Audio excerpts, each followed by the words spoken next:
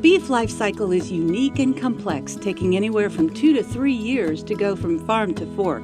A community of dedicated people work together to provide proper care to cattle and to bring beef from pasture to plate.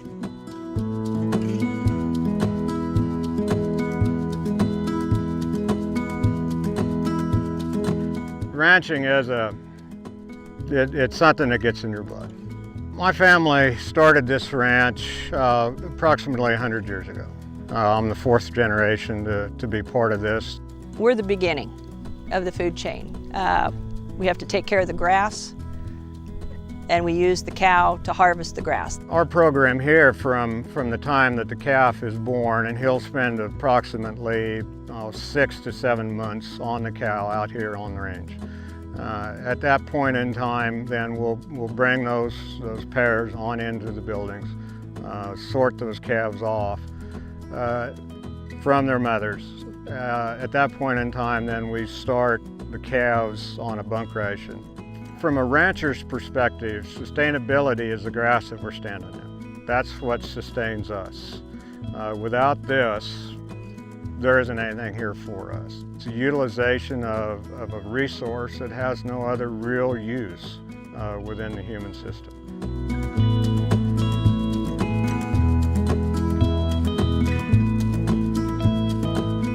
The livestock market has been a hub of the cattle industry for as long as I can remember. A day or two before the sale, we'll start receiving cattle, and then on sale morning then, trailers will start showing up. Usually our guys are here at 6:30 in the morning. People, farmers and ranchers will bring their cattle in, they unload them. There's a state vet that inspects the cattle as they come off the truck. We feed them and take care of them like they would our own, you know.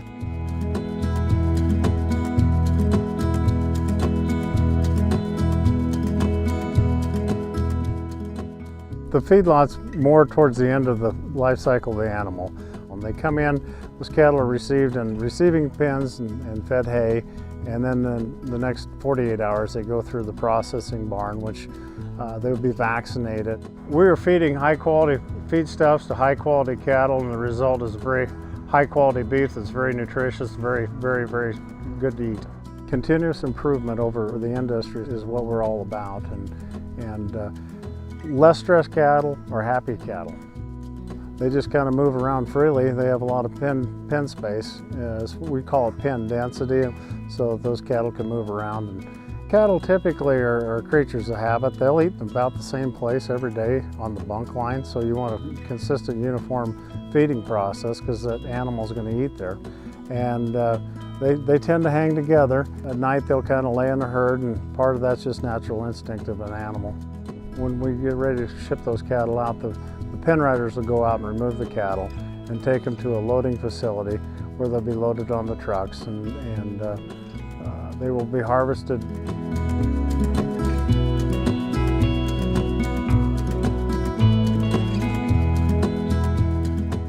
We train our team members when they're unloading cattle to do so calmly and quietly. That helps the cattle come off calmly and quietly and reduces the slipping and falling. A good rule of thumb is that you need to allow cattle enough room that they can get to the water tank and drink, and then also that they have enough room they can lie down and rest. USDA is here anytime that the plant is operational. There are inspectors on the harvest floor as well as inspectors on the processing floor, and if at any time they see something that is unacceptable, they have the authority to halt operations until that situation is corrected. Beef is shipped and sold in the United States and abroad. It takes a dedicated community of people who have a shared commitment to caring for animals and continuously improving their practices to bring beef from pasture to plate. The result is delicious, high-quality beef that you and your family can feel good about. Learn more about beef and the people who raise it at factsaboutbeef.com.